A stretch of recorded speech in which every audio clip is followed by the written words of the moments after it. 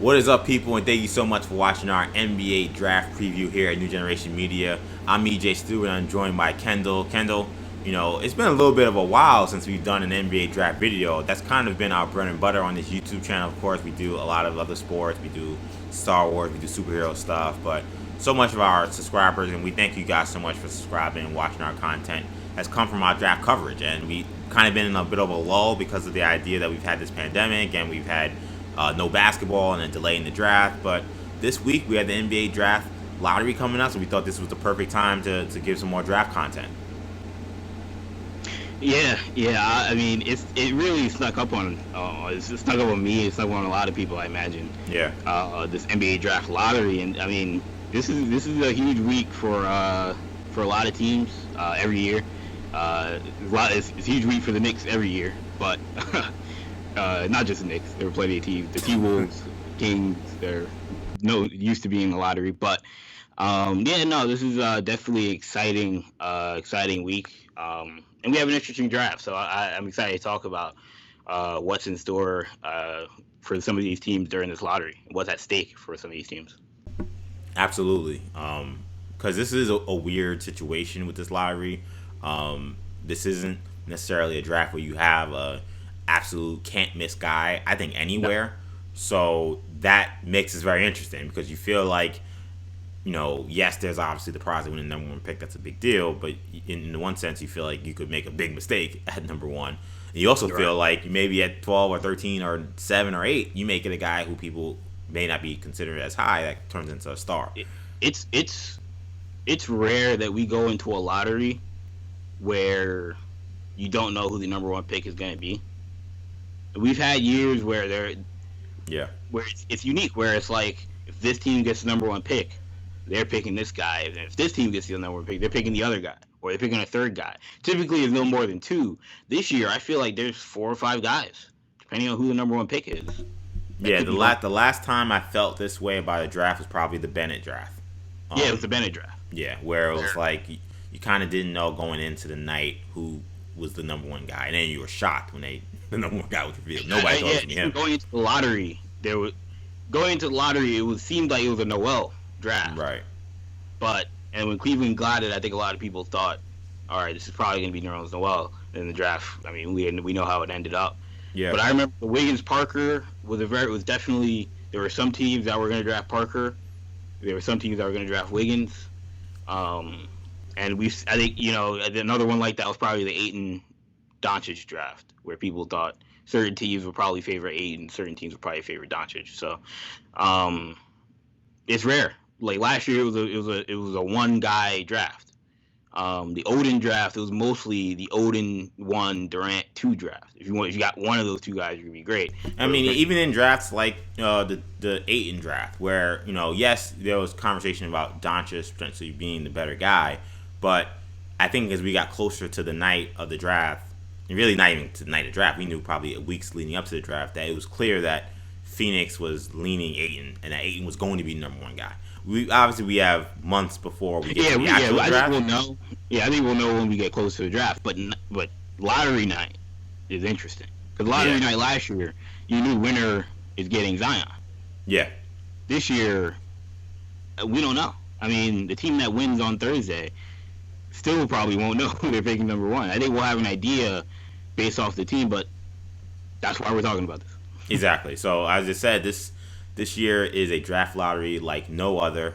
Instead of the usual reveal of the draft selections in May, obviously we're doing this in August because of the NBA season being postponed and then restarted later. And as you said, we had the virtual aspect of this draft lottery due to the by pandemic. The way, it feels kind of, a lot of people are like, well, that seems kind of fishy. I mean, a virtual lottery.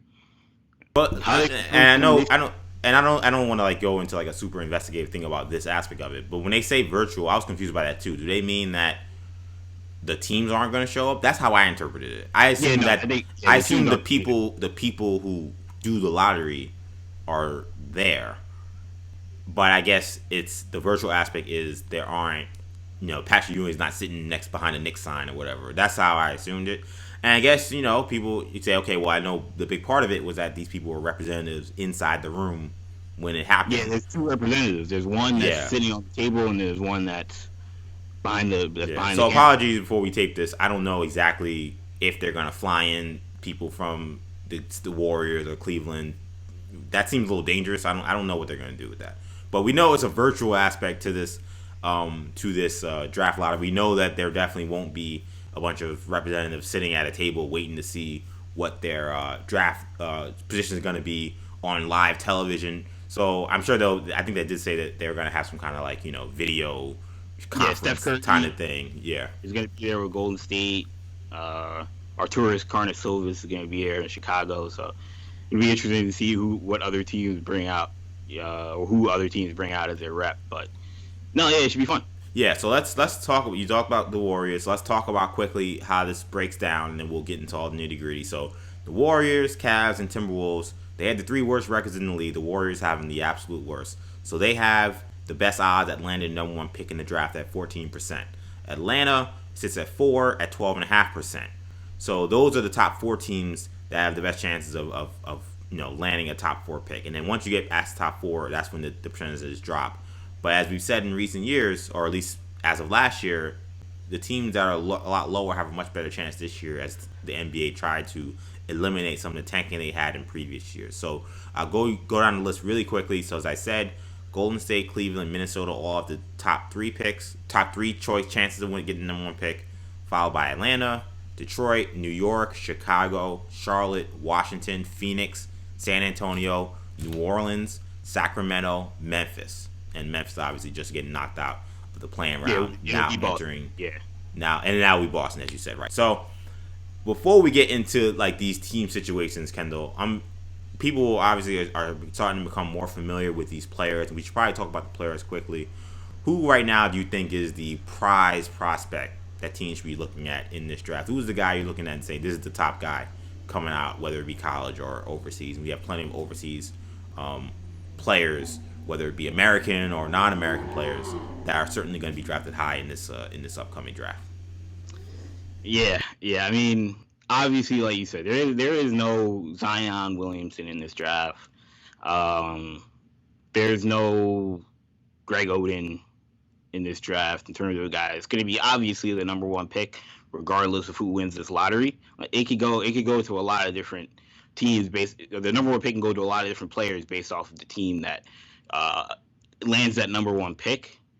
To me, I think the most simple guy at number one, regardless of team, if I'm starting a franchise or if my franchise is barren of talent, which a lot of these teams are, to me it's Anthony Edwards. Because I think Anthony Edwards, you're talking about a guy that has a skill set that is translatable to the NBA game in terms of the athleticism, the ability to play in transition, the ability to score in the half court when he needs to. He has to become a better catch and shoot jump shooter, but he's shown the potential to be able to hit shots off the catch, and certainly has shown upside and taking shots off the dribble. And I think he's got defensive upside. He certainly has his lapses defensively from a mental perspective and from an effort perspective, but For sure. He has the physical traits to be a high-level defender. So, I mean, when you're talking about Anthony Edwards, there are very few guys in this draft that I look at and say they check a lot of the boxes of an NBA superstar while having let the least amount of those weaknesses that some of these guys have. Now, again, I think it depends on the team. So I'll let you go with your guy, and then I'll maybe throw out a couple other guys that could be in that conversation. Yeah, I mean, to me, I think the number one guy in the prize possession, to me, I know it's kind of a weird pick considering I feel like a lot of the excitement around this guy has dissipated. I still think it's James Wiseman. Wow. I do. And I know you say, okay, shout out Wiseman. Shout out Wiseman. We did talk to him. Yeah, we should do. I know people say, okay, big man, what's the impact nowadays? But I think that in a draft of a lot of big question marks, he, to me, is not a question mark. I think that he's going to be a really, really good player, impact player on both sides of the floor, an elite athlete at about 7'1". You can't teach that kind of frame. You can't teach that kind of size. You can't teach that kind of athleticism. And And there are going to be questions about how things ended at Memphis. We talked about it with Cody Topper, and I think we all understand that. But I think as in terms of a prospect, when you dissect his game, maybe with the exception of you wish he could shoot a little bit, there really isn't much to complain about. With every other guy in the top 3 or 4 or 5, there's big question marks, big things to complain about their game. Now they're all young, so all these guys can work this stuff out. But with Wiseman, he's the kind of guy where I look at it and I say he has a tool set right now that this would be good enough to be a very, very productive player in the NBA. So if I'm looking at, I'm not for sure to say he's going to be the best guy at it, but when it's all said and done, I'm not saying that at all. But in terms of who's the prime possession right now that I feel most confident about can come in and live up to the value of their pick right now, I gotta do more work, but right now I think that's Wiseman. Well, yeah, good luck doing more work on those 3 games. That when I say more work, I mean more work on other players. Because, there isn't a lot to watch with Wiseman. But I saw enough. I've seen enough. I've saw enough. He's the real deal. No, yeah, I think... So, with Wiseman, look, some of it, he thinks he can shoot. He'll tell you, and people around him will tell you, Wiseman does have a jump shot. And... he shoots it a lot, probably more than he probably should. I think he needs to work on his back-to-the-basket game. Face up, he's decent. Shot selection has been an issue, but I just think the Ayton Doncic draft showed me that, because I love DeAndre Ayton, and I was a huge Luka Doncic guy up until his first year at Real. It's documented on his YouTube channel. Yeah, exactly. We have the footage, but I remember the first time I watched DeAndre Ayton play an exhibition game at Arizona against some obviously D2 team that they played. I texted you and I was like, this kid's gonna be the number 1 pick in the draft, and that was with me knowing that Luka Doncic is amazing, but guys built like DeAndre Ayton with that kind of skill set typically don't fall past 1 or 2, and Wiseman, you would think, would feel the same way. But with seeing how much better Doncic is than Ayton, and maybe that's not fair because there is no Luka Doncic in this draft. So if DeAndre Ayton was in this draft, he'd still go number 1, and it probably would be the right pick because he's been very good in Phoenix. But it's tough for me to take a guy that's a big man with the number 1 pick when you see what Doncic and Trae Young did in the 2018 draft in a similar situation. But here's the difference, I think, with this situation with Wiseman.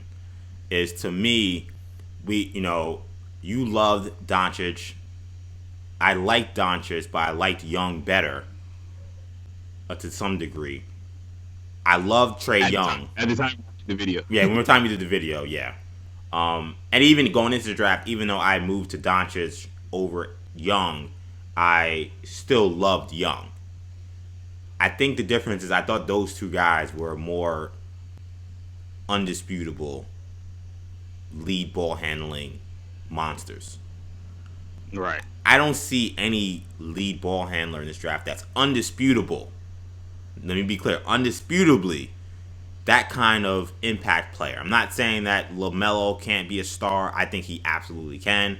I think Edwards can be a star. I like Killian Hayes. I like Denny Avdia.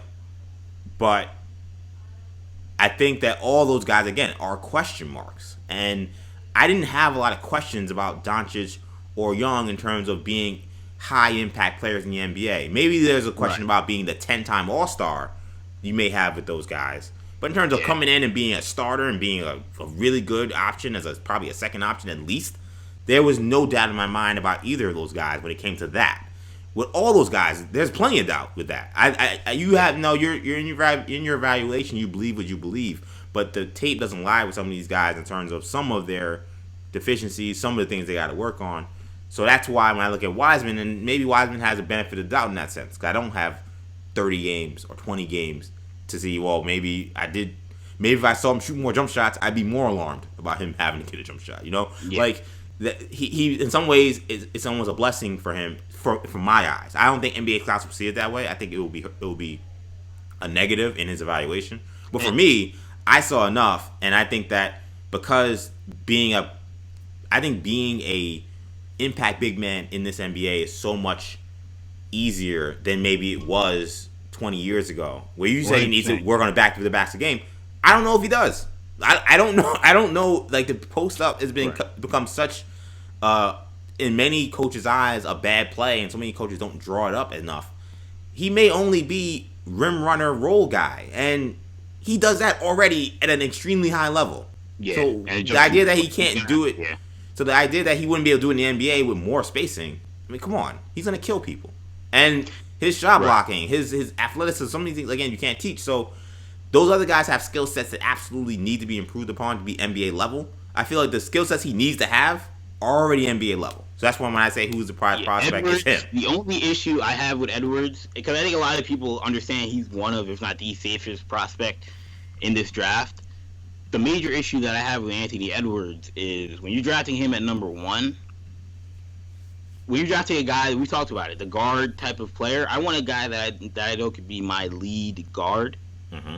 And Anthony Edwards, as dynamic as he is as a scorer, I don't know if I've seen the playmaking instinct that I'd like to see from a guy I'm drafting number 1 that's under 6'6", 6'7". So that would be the only concern, is that if you're drafting this guy number 1, you got to understand he's not James Harden. He's not Luka Doncic. No. He's not a guy that's going to give you – he's not a triple-double guy. If you want that kind of guy, it's LaMelo Ball. It's Denny Avdia potentially. I don't know if he's ever going to be that kind of scorer. It's maybe even Killian Hayes. But it's not going to be Anthony Edwards. Anthony Edwards is the guy that's going to – he can give you 20, 25 points a game in his prime, but I don't know if he's ever going to be a 6-7 assist guy. You just have to understand, if you're drafting Anthony Edwards, you're drafting a Donovan Mitchell, Victor Oladipo kind of guy. Which those guys, I mean, Victor Oladipo was a number 2 pick. Yeah, I mean, they're all stars. Yeah, and Oladipo's a top pick. Part of the reason why Oladipo didn't go number 1 is because he never projected as that kind of offensive versatile threat. And that's some of the issues that Edwards, I think, has. But I think this draft's not that good, for me personally. So I don't know if I'm worried necessarily of finding a Russell Westbrook, James Harden kind of figure as a lead guard in this draft. I'm just worried about finding the best player, and I think that's Anthony Edwards. Now, you talked about finding impact players in this draft and how that could be a challenge, considering we suspect the talent level is not as high as we've seen in previous drafts. So you never know. Mm-hmm. We've seen this basketball in the bubble where we've seen young players who had not played much during the regular season at all have come onto the bubble and really shined. And I thought that when we talked about doing this preview show, you had an interesting concept that I want to talk about in regards to a player who we believe could be quote-unquote bubble ready. A guy who, if they plopped him from wherever he's working out from and said, you're going to be playing for a team in the bubble tomorrow, could produce. My guy for that, to me, is simple. It's kind of why I'm happy we're not doing necessarily a big board, because if I was crazy enough, he'd be super high on it. It's Obi Toppin. Obi Toppin could absolutely play in the bubble tomorrow. The ability to stretch the floor, especially when you see so many of these teams now are going with the small ball 5s. And so much of this game is 5 out, and your ability to space and your ability to dominate in wide open areas. And I look at Toppin, who would absolutely be a terror for any 5-man to try to guard in the high post situation. He has legitimate 3-point range. I think that he will come into the NBA and shoot the 3-ball effectively. Like Brandon Clark. Yeah, well, yeah, and Brandon Clark was a guy who we didn't think could shoot like that at all, because he didn't show that at Gonzaga. But I mean, he was just launching threes, and then I didn't know he could do this. He didn't do this at Gonzaga. Toppin actually did it at Dayton, though I think some people may question the volume. I think that, again, you work on it, and they tell you, hey, this is what you got to do to be an NBA big man. He'll make sure he shoots at the volume and the clip he needs to. He already has the mechanics, and he already has the efficiency. Great athlete. And he's an older player, so I think that comes a little maturity with that as well. Again, another guy, I look at his game, it's hard for me to pick apart a lot of weaknesses. I think he's a stud, and I think he could be a steal if he really ends up sliding in this draft. So this is an interesting question to me, because I think it's slightly different than who you think is the best player in this draft. Yes. Edwards, I think, is a safe pick, and I think Edwards would be fine on an NBA level from a being able to get a bucket in certain situations. But again, he has issues with the catch and shoot jumper. Defensively, he has lapses that wouldn't be able to fly on a playoff team. So I look at guys that I'm like may have weaknesses, but their weaknesses aren't as obvious. And also, I look at the point guard position, and I'm like, the point guard position is very tough in this NBA. So I don't know if any of these point guards in this draft could step in the bubble right now and dominate. Agreed. Could they be fine? Could they come off the bench and give better minutes than, Carson Edwards? Maybe. But if we're talking about a guy that can really, really produce, I'm looking at two guys. But particularly, I'm looking at Denny Avdia, who we talk about mature games in this draft.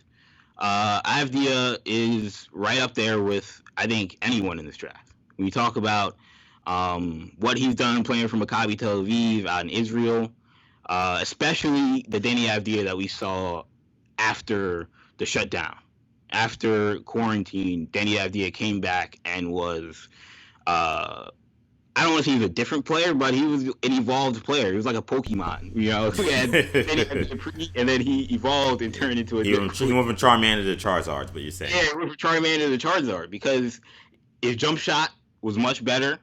We saw Maccabi Tel Aviv give him more responsibility on the ball, and he showed some aspects of him playing the point guard position at that level, which we saw a lot of him playing point guard at playing for Israel in the for the under 19 team. Which we talked about that. We don't know what that level of competition is like. We don't know if that's necessarily going to translate to the NBA level. But when I see him doing it with Maccabi Tel Aviv, it's a lot more impressive. He put together a ton of performances where you're like, wow, this kid looks like he could step in and play an NBA game right now. So yeah, I think Denny Avdia on both sides of the ball is a guy that would be effective. I'm not saying he's going to come in and average 20 points, but could he hold his own in an NBA game? Certainly. And a guy later in the lottery in that 10 to 20 range that I think could also hold their own in this kind of environment would be Precious Achiuwa. I think Precious Achiuwa, with the energy and athleticism that he puts out on a night-to-night basis, I think he's a guy that would be fine in the bubble as a 4 or 5 man that could give you a lot of different options for an NBA team. So I think, Precious Achiuwa is not a guy that's going to go in the top 5. I think there are plenty of NBA teams that would look at it and say, if I could have Precious Achiuwa tomorrow or LaMelo Ball tomorrow in the playoffs, I may rather have Precious Achiuwa because he's a guy I know can play. I think almost every GM would pick Precious Achiuwa in that sense. Yeah, in the bubble, I'd rather have a guy that could defend 4 or 5 positions and plays with their hair on fire and plays with an energy and a tenacity that we don't see from some of these other guys that are going to go in the top 10. So he's another guy I would look at and say, bubble ready. One more guy I would add to that for me would be Isaac Okoro, because I think that he comes in, he's a wing defender. He doesn't need the ball in his hands. He's gonna play hard. He's a high IQ player. To me, he would also be a guy I think that in the bubble absolutely has value, because we've seen with some of these teams value. The guy Isaac Okoro. Yeah, because to me, what we've seen in the bubble too is, man, if you don't got a wing defender who can cover some of these guys that are going to be taking 20, 30, 40 shots in some instances, you're in a world of trouble. Ask the New Orleans Pelicans how that worked out for them. You got to have a guy, multiple guys, who can guard 2 to 4, because those are the best players in the NBA right now besides the point guard. And that guy sometimes needs to guard the point guard. Guy needs to have that kind of versatility. Okoro has that. So to me, I think that he would be another guy that I would. And again, when I mentioned that point guard position being tough, look at Lonzo Ball. Lonzo Ball, we all know, he's a very solid point guard in today's NBA. And he got eaten alive in the bubble because he wasn't ready. And that's my fear if you put some of these other young players in this bubble and you're going up against a top point guard pretty much every night. That's dangerous. I don't know if Cole Anthony or Killian Hayes or LaMelo Ball would necessarily be ready for that environment. I think Halliburton seems like the type of guy where I think Tyrese Halliburton, of all the point guards, him and Cole Anthony to me would be the two that I would say probably could hold their own the most. But even Yeah. that, I get the impression. Yeah, I get the impression that Halliburton probably would hold his own in the sense that he probably wouldn't do too much outside of his game. right? You know, so I could see that as well. Let's talk about some of these teams real quick, Kendall. Now let's focus on the top 4 teams first. You know, those are the teams obviously the best chances. The top 3 teams have the number 1 chance of getting the number 1 pick. Of those teams, which one would you say is to you most exciting or most intriguing if they did land the number 1 pick? See, this is an interesting question because they each one of those 4 teams, if they got the number 1 pick, I think would pick a different person, which I think is fascinating. But I'm gonna say that for me, I think the Atlanta Hawks would be the most interesting team to see get the number 1 pick. The Hawks right now they're on the precipice of being. I don't. They're not gonna. I'm not saying they're gonna be a contender in a year or two, but they could have a massive jump starting next season. I don't think that's crazy to say given the talent. I think it's crazy. You think it's crazy? Wow. So did you watch them play this year? I tried not to, but a couple times. Then. Well, they played the Knicks a couple of times, so I had no choice but to watch, and I was astonished at how far away they look, considering the talent level. It seems far away, but we said the same thing about. Remember, we said that about the Phoenix Suns about 2 years ago. We're like, man, this Suns team look like they're a decade away from competing. And look, I mean, they're in the bubble 8-0. They look. So, I think the Hawks, if they get the number 1 pick, and they make the right moves in the off season in terms of moving certain guys or consolidating their talent, which is deep, but is very young, doesn't have a lot of veterans, and it doesn't really fit completely.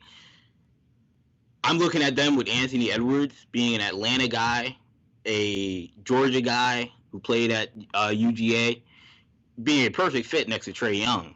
Because, again, Edwards, while I would argue he probably needs the ball in his hands a little more than Trae Young's probably willing to give up right now. Trae Young is a high assist guy. And the spacing playing in Atlanta, I think would be ideal playing with guys like Cam Reddish, Trae Young, Kevin Huerter, for a guy like Anthony Edwards who's going to need space to operate. And so I think Atlanta would be a dynamic fit for Anthony Edwards. Plus, he signed with Clutch Sports, just like Trae Young, just like I believe Cam Reddish is now signed with Clutch Sports. Like Cam as well. I think it'd be an interesting fit, and I think that's where they would go if they got the number 1 pick. Yeah, I'm not as high on the Hawks in terms of them being a threat. They really need to learn how to win. They need to learn how to compete on a night-to-night basis. There were some nights where they just were uncompetitive because they just weren't ready to play. John Collins being suspended also, I think, it's like the Suns. Yeah, when he got there, they still looked the same to me. That's true. You know what I'm saying? So, because I wanted to give them that break too, because I really like John Collins, but he didn't help the situation. It was the exact same team. So even if he was getting numbers, so to me, they're not as interesting from that standpoint of winning. Now I think they still have a bright future because I like their talent pieces. But to me, the most intriguing team is definitely the Golden State Warriors. And to me, I say that because, one, the Golden State Warriors, they might not keep the pick. So, well, that's boring. Well, no, it's intriguing because then we could have a team that could be, we didn't expect to be drafting number 1. Yeah. All of a sudden, drafting number 1. Yeah. And the Warriors, if they trade that pick, that means they just added a superstar probably, or at least a star player. And now a team that was the worst team in the league last year comes into next season as a title contender. Yeah, so exciting. That's all about another Warrior super team. Well, it's exciting in the sense that we have the dust settled in the post KD Warriors era, and the Warriors had no part in it. So, like, to me, yes, we just saw them in the finals and stuff, but to see them inserted kind of out of nowhere would still be intriguing to me. But even let's take away that aspect of it. Them trading the pick and then some new team that we didn't expect having it, and what they do with it. What if they keep the pick? The Warriors are still expected to be a playoff team next year if Klay Thompson comes back healthy, Steph Curry stays healthy. You'd think that they would at the very least compete for a playoff spot. I think they're almost a lock to make the playoffs given the teams we have in. now that number one pick that they add turns into a player that plays really well for them. What's their ceiling? Is their ceiling still a title contender? Is that number one Right. player And able to Golden State- elevate them to a level that turns them into a monster again? So that to me is the most intriguing storyline with that number one pick for these top four teams. Yeah, I mean, when you're talking about Golden State, like that's the team that would, of all these teams, I would think would pay attention to our last question of who's most bubble ready, because they're gonna need a guy who, you would think can help them if they're gonna keep the pick.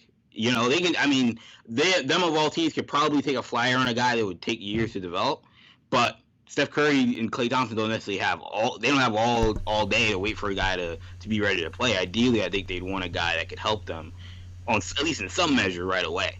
Again, I think it's interesting how. Look, I think if Golden State got the number one pick, I think it could be Wiseman. I think it could be Avdia. I think it could be Edwards, or like you said, it could be a trade. I think if Cleveland got the number one pick, I think it's going to be Wiseman. Atlanta, I think, would draft Edwards.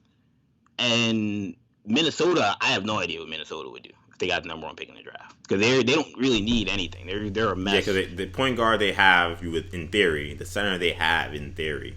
So you would think that maybe lines up for Edwards, an idea maybe, but you have both Jarrett of those. Culver. Some people don't like those guys at all. So like drafting that guy number one could be it's very scary for a team like Minnesota, Right. regardless of fit. Yeah. So that's why this draft is so intriguing, because it's like, yeah, some I teams think- this team may fit, this guy may fit, but they might not think the guy's all that good, because some of these players, Leon Rose said it best when he said there was like two guys who he thought were solid, and everyone else were mixed bag, Yeah.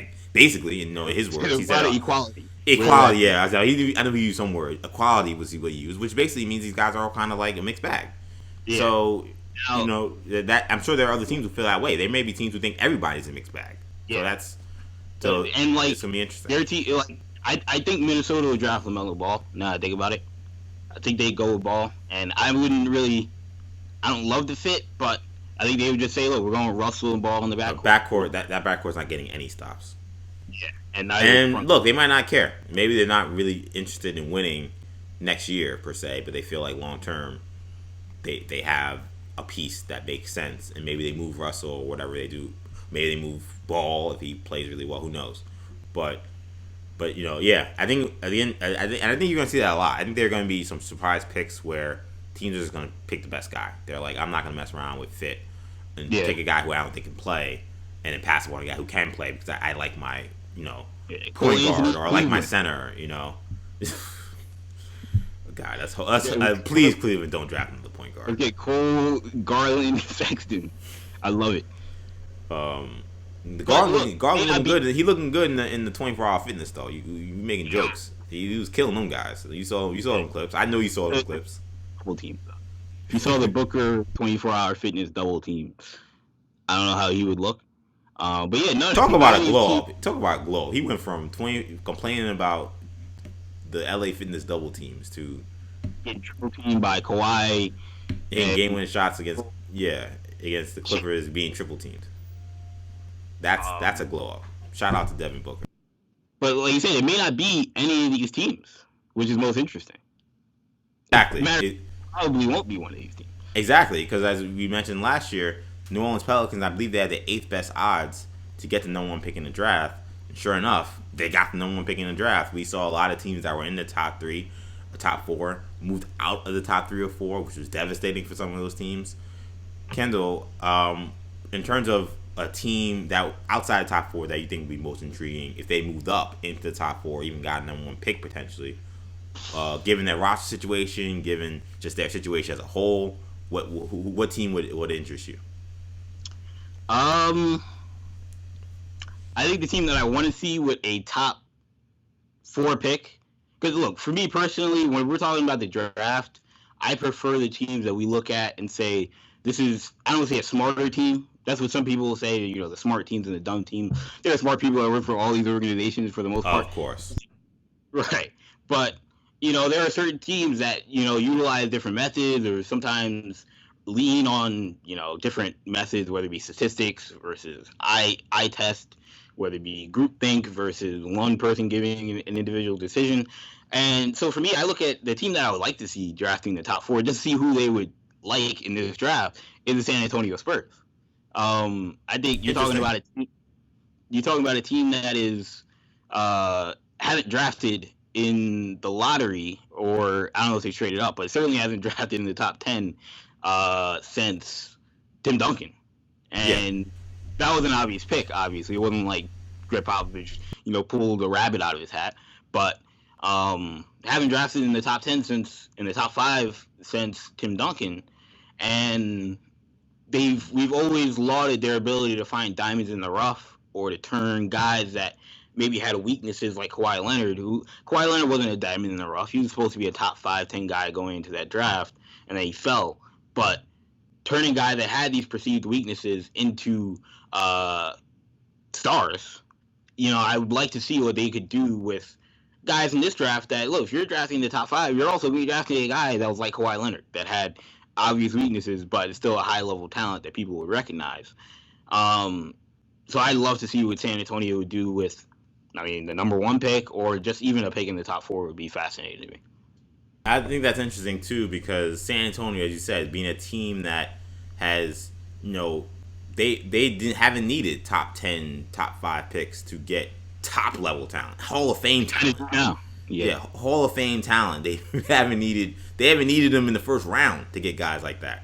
So that shows you just. So they would be curious, because I think that their evaluations of players, like if they drafted in the top 4, they could draft a guy that nobody would think would be a top 4 pick. I think it might be Okongwu. Right, or you may see them trade down even if they don't keep a pick, and trade down and get multiple picks, or trade down for a guy that we think, oh wow, they traded down for that guy when they had the number 3 pick in the draft, but they may think that guy's the best player, So I agree. I think that they would be a fascinating team. My team, I'm gonna go with the Phoenix Suns, as we just spoke about them in the last segment. I think that the Phoenix Suns have arguably the most buzz going into this lottery. I think maybe them with these. Maybe you add the what's it called, the Memphis Grizzlies after their playing game with Portland, and how great Ja Morant played. But I think people look at the Phoenix Suns now and say, okay, well maybe something's happening here, because they played some exceptional ball in the bubble. Devin Booker.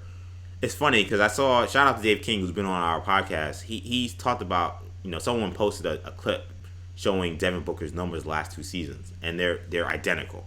And it's funny how people's perception of a player changes when they just start winning. Booker was putting up the kind of same numbers he was doing just last year, but he just was winning games now. And I do think some of that, I do think part of that is you can put up numbers and it not matter. I think he was putting up numbers and making guys better in a sense that mattered more. But still, he's always been an elite level talent. It's just always been he doesn't have any players around him, or he can't elevate the players around him. Now it looks like he got some guys around him. You gotta give me some love for that Cam Johnson pick. Wow, yeah, you were totally right about Cam Johnson. I hated him coming out of North Carolina. I didn't hate him, but I hated him in the lottery. You didn't think he was a lottery pick, and I thought he was a great pick. I thought he made a lot of sense in this NBA, and he played great in the bubble.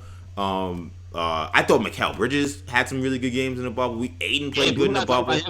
We gotta talk about how Philly messed up that Mikal Bridges trade, and they've messed up a lot.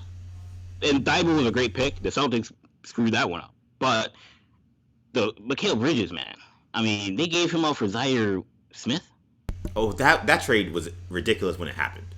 What? And sometimes NBA draft grades are sometimes kind of like, in my way, I think it's sometimes almost like grading like hip hop albums. It's hard to really do a grade on the day it happened, because you don't know what these guys are going to be. Just like an album, you got to listen to it for a while. You can't just have one listen and say, okay, great album, terrible album. In some instances, that was one of the instances we were like, this is a terrible trade. This is probably a terrible pick. This doesn't make any sense. And it did. And it felt bad. At the time, I felt bad for Bridges, because I was like, yo, Philly's such a perfect fit for this guy. His mom worked for the organization. He's been playing in the playoffs for day one. And instead he went to Phoenix, where I was like, this guy can be basketball Siberia. We're not going to hear about him for the next 3-4 years. But he's actually done more in Philly than Zaire Smith has been able to do or been done more in Phoenix than Zaire Smith's been able to do in Philly. So shout out to Mikal Bridges. The Sixers, they made up for it by drafting Matisse Thybulle, but look, why not have both of them? Honestly. Yeah, no, exactly. So Phoenix to me now, okay, it looks like they might be having some sense with the draft because they haven't had any sense for a long time in the draft. Their drafting has been terrible, but now, okay, a couple of good picks in a row. It looks like not drafting at the top end as they have in previous years. Ayton looks like he's a player. They got some pieces around Booker. Phoenix looks a lot more interesting. Obviously, I'm not saying they're going to win a championship, but okay, if they get the number 1 pick or the number 2 pick, I mean, you could be Warren, EJ. Oh yeah, well, yeah, the one guy they got right, they got rid of for draft considerations or money considerations, whatever they got. But like, to me, like, that's a team that if they get a top level talent in this draft, and they're drafting really high and they're adding him to what they have, they could turn around and you may be looking at a team that wins. I don't know how many games we're going to play next year, but 45 games, maybe 50. Yeah. I'm serious. I think that Monty Williams seems to have a great sense of that team and a great feel for what they're trying to accomplish there. So I got a lot of nothing but high praise for Phoenix. Also, obviously, one more team I would add the Knicks to. Obviously, our team that people are always going to be interested in. I'm always going to be interested as a Knicks fan. If they get the number 1 pick, that number 1 pick being in New York City with all this pressure is of course going to be a storyline as well. Yeah, I mean, LaMelo Ball would likely be the pick in New York. Phoenix, it's funny because before the bubble, they were the team where I was like, I could care less what they do with this draft pick. Devin Booker is going to be gone. I don't know, you can't really replace him with anybody in this draft, so good luck. But, I mean, look, maybe Devin Booker won't be gone. And, again, if they keep things intact, what happens if they were to jump up? Even if they stay at 10, it'd be interesting. But if they were to jump up into the top 4, I guess LaMelo Ball would be the guy that would be the best fit next to Devin Booker in the backcourt. Because that's really the hole you still see is that, look, the point guard position, they had a lot of guys that probably shouldn't be rotation guys in the NBA right now. At least starters. You had guys that probably could be rotation guys. Rubio was very solid for them, but, Javon Carter, Cam Payne, Ty Jerome. They were trying to do whatever they could to scrounge up enough guards to be successful. But if you're talking about a point guard of the future, I don't know if they have that on the roster yet. So that's the spot where you look at it and you say, I mean, Killian Hayes could be a good fit. He might be there at 10. I mean, Halliburton might be. I think it's the best fit for them at 10. Mm-hmm. But if you're looking at number 1, I think LaMelo Ball is the guy who'd be the best fit for them. Last question on this preview show, which I think has been a really awesome conversation. I want to give a shout out to Bill Simmons of The Ringer, who owns The Ringer. He owns The Ringer. Yeah, the Ringer, Bill Simmons, because it's his platform. Now I want to give him a shout out for this last segment because I think it was something that is an intriguing question. Because of course, whenever we talk about the draft lottery, there always the tinfoil aspect to it of what happens if this lottery is not necessarily a real lottery and the NBA puts the thumb on the scale for a certain team they may want to win the lottery. I don't at all think about that theory of there being any kind of rigging going on, though there are every year people come up with theories why certain teams end up winning the lottery. LeBron went to Cleveland because he's from Ohio. Derrick Rose went to Chicago because he's from Chicago.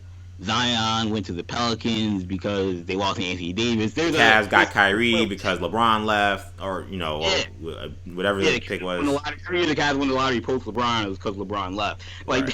There's a theory for every year. Yeah. So our question is not based on any rigging, but based on NBA karma, given the circumstances, given the players, given what's going on in the league. Who do we think would win this lottery? To me, I think you're going to be really surprised by my pick for this, but I think it's easy. Because there are a couple, if we're going to play tinfoil hat here, there are a couple of things you got to think about. Where are the places the NBA needs help? Where are the places that haven't had stars in a long time? Because that's the thing with the Zion. Right. because Zion, a lot of people pointing to Anthony Davis, but New Orleans is a market that could. I mean, if they didn't get Zion, they may not have been in New Orleans starting next season. Exactly. So they needed to quote unquote they needed to reinvigorate that franchise. They were so lucky that they ended up getting the number 1 pick. So a lot of that, and same with Memphis. Memphis was another team that needed a jolt, quote unquote, or else they could have been a relocation possibility. Right. They get Ja Morant in a 2-player draft. So to me, a lot of people just run to the which team would be most interesting with number 1 pick given their status. If that was the case, the Knicks would win it every year. That never happens. Yeah. So to me, this is easy.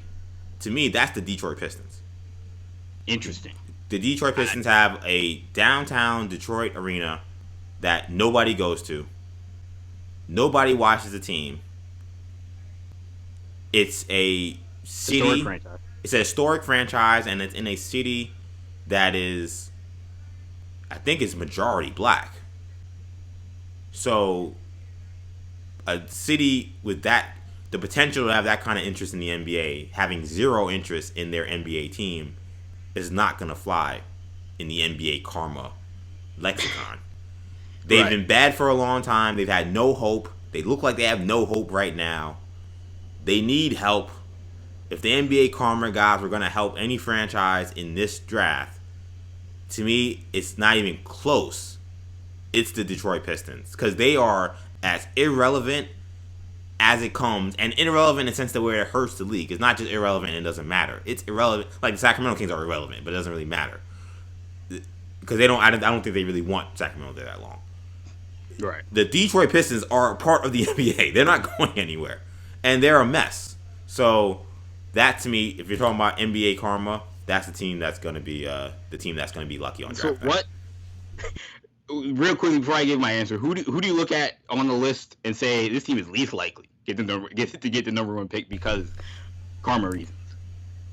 Honestly, who's the team that you look Charlotte? At? Like, Charlotte's not getting. Charlotte on the NBA karma aspect is not getting the number 1 pick. Really? Yeah, they kind of NBA had beef with Charlotte before with the whole All-Star game thing. And they gave it back to him, but I don't know if the relationship in North Carolina is still that great. I mean, that team also needs help. But sometimes some cities need help, but it's just like y'all haven't done anything to earn the help. Detroit has tried. I mean, they hired Stan Van Gundy, a well-respected guy, to run their organization and be their head coach. That just really, really, really did not work out under any form of circumstances. They're in a terrible situation with some of the contracts they have, particularly Blake Griffin. But he's the only any closer attraction that they have besides Derrick Rose. They're a team that, they're like a team of yesteryear. Like, again, talking about Derrick Rose and Blake Griffin as your star players in 2020. I mean, come on. Like, they need help. It's not a diss to those guys. Those guys can still play. They're the San Francisco Giants of the NBA. They are. Really, they are. Like, to me, like, and again, it's not just those guys. Those guys can play. If they went to winning teams, they would contribute. It's just they are the stars of a team in the NBA. I mean, that can't happen. Right. They can't be your best players. Yeah. Too injury prone, too old. They need youth, they need excitement. They need this number 1 pick. So I'm actually going to go with a team in the same vein as you, kind of a similar logic. I'm going with the Chicago Bulls. I think the Chicago Bulls they've been, you want to talk about a team that's been battered by the NBA gods on this lottery stuff. They've had the number 7 pick, I think, every year. And right now, they're slated to have the number 7 pick. It's like clockwork. Again, then really the NBA guys have a problem with the Chicago Bulls. But look, I think it's their summer, man. We had the Last Dance. We just finished the Last Dance. That's true. They're in the NBA lexicon again. People are like, oh, remember that Bulls run? And I think Adam Silver and the league, and not Adam Silver, but the NBA karma gods will see that the Bulls can be a viable option in the NBA lexicon if they had a prime time face of the franchise kind of player. And look, if they get the number 1 pick, I'm not convinced that they'd even draft somebody. They might move the pick, but they're the team that I look at and I say they need this pick. And from a karma standpoint, you're talking about a premier franchise that hasn't had a legitimate franchise player since Derrick Rose. That was a long time ago. We're talking about Derrick Rose as like an MVP guy. I mean, we're talking 2012, 13, 14, and that's when we kind of realized, all right, he's not the same guy anymore. So they haven't had a face of the franchise for 6, 7 years. So they need it badly. I thought about the Minnesota Timberwolves only because they're getting new ownership. I And thought new about them ownership too. also tends to be important when you're talking about the karma game. Yeah. But I do feel like look, Glenn Taylor, he hasn't sold the team yet. Typically, it happens after the guy sells the team because it's kind of like a bonus or a thank you for buying the team type of thing. Right. So yeah, I mean, I think if I'm gonna play the game, I'm gonna say, look, I think it's gonna be the Chicago Bulls. Who do you think the Pistons would draft if they got the number 1 pick? LaMelo. Yeah, that's what I would think. I think it's easy. Yeah, I think they go with the most exciting box office guy. It might not even be the smartest basketball thing, but I think that's who they would draft. Yeah. And it might be the smartest basketball guy. I because the argument would be, okay, well, him and Rose. I don't think you can think about Rose long term as a future for your future. Like, that doesn't matter. Whereas Russell was different because Russell was younger and he's signed long term. So, like, I do think you have to think about that if you're going to draft LaMelo Ball. The Pistons don't care about Rose, even though that is a bad fit, him and Rose in the backcourt. But, yeah, you're going with the most box office exciting guy. And LaMelo, again, let me not twist it. Melo can play. I think that he is a legitimate elite prospect in this draft. So I think that he would absolutely be the pick. They are just the epitome of just boring right now. There is just no interest. I have nothing to say about the franchise that could talk about their future. They don't have one right now. They don't have a future. It's all about what could potentially come from someone who's not on the team. There's nothing on the team that says, oh, well, this player is going to be a reason why they get out of this. And they got some good players in there, but because I think the way Christian Wood has played, he had a really good season. I think that Luke Kennard can play. I think he had a good season when he was healthy. He had some injury issues, but I mean, obviously neither guy is the guy. Those guys are role players. They need someone who can lift those guys up. So it's got that's gonna come out of the draft. It's not this year. It's next year. It's not next year. It's the year after. It's not on the roster right now. For me, the karma gods to me are telling me that the Cavs have no chance. I would be shocked. I hope they don't have a chance. Sorry, Cavs fans, and it's nothing against you guys. Look, they get the number 2. You 3, guys 4. have had the number 1 pick every year. It feels like we cannot give Cleveland another number 1 pick. Like, someone else deserves a chance. Like, I was so happy when they fell last year because that was karma. Like, they needed to fall because they would have gotten number 1 pick again. I don't know what I would have done, especially with the Knicks being in the mix. Yeah, I don't know if I'd be here. Like, that might have been it for me. I'm serious, man. If that would have happened, Knicks would have lost number 1 pick to the Cavs. Cavs got it. I would have been sick. Is there any chance, EJ, that the Pelicans get it? In the basketball, like, God's theory? Yes. They're at 13 right now. Yeah, because LaMelo Ball is in the mix. So yeah. In the basketball karma theory, that basketball karma has to do with where these lottery picks go. You can take basketball karma again wherever you want to take it. Yeah, because the idea that, all we've heard is LeVar Ball talking about how the Balls are going to play together. So you got LaMelo Ball, who, he wasn't, the guy either us chose as number 1 guy as a prize prospect, but he is for a lot of people. His brother is on that team. So they're absolutely a great play. Fit. I mean, look, I think Anthony Edwards would be a great fit in New Orleans, but, like, you were talking about, like, LaMelo playing with Zion in terms of box office. They're the biggest box office attraction in the NBA by far next year. If they get LaMelo Ball, I mean, besides the Lakers, I would say including the Lakers. LaMelo, LeBron and Anthony Davis are still the biggest box office, playing for the Los Angeles Lakers. But if we're talking about what the younger generation, not going to move for AD. And that's the younger generation. Okay, if you're doing demographic games, that's different. I'm talking about overall. Right. Yeah, right. You're talking about the 23 to 16 demographic. Then Pelicans are going to be the talk, but that's still not the majority of NBA fans. Yeah, man. But those are the ones that move on social media. So, They would be the. I will give you. They will be the social media team. That right. I will 100% give you if that happened. So yeah, I don't know. I mean, the Bulls are weird because I don't know who the Bulls were drafted number one. The Bulls, like I said, I think they might move the pick because the Bulls. they've got a point. Maybe Yeah, LaMelo. I mean, Kobe White showed some promise literally right before the season got canceled. Yeah, I know, right? He was really starting to play, and then they stopped playing. And It was like no, the NBA saw him and Frank Ntilikina playing well, and they were like, okay, we can't have this anymore. Yeah, I know, right? And it was crazy because like I would much rather seen them than the Washington Wizards in the bubble. Yeah, I know. Yeah, me too. But But last thing quickly on the Bulls though, the biggest reason why I think the calmer guys also would make sense for the Bulls is they just got rid of Boylan. Jim Boylan. And Jim Boylan, the fact that they signed him long term was amateur hour. Shout out to Adam Shine. It's the only way to describe that move. That was one of the worst coaching, hiring / extension I've ever seen in the NBA. A man who lost his locker room on the second day he was hired somehow got extended after a terrible stint in his. That was Gar Forman's, not Gar Forman. That was Gar Pax's, because both of them. That was Gar Pax's last, bleep you to the Chicago Bulls fans, man. Yeah, just Boiling an extension. I mean, that was complete amateur hour nonsense, and nothing good should have came of that franchise until they rectified that thing. And the fact that it took them this long to come to that is still like Bulls fashion. Like the Bulls have been run like a really, really just like clown show organization for a long time. But we've been so distracted by the Knicks that nobody's talked about the Bulls. They've been run like that for a long time.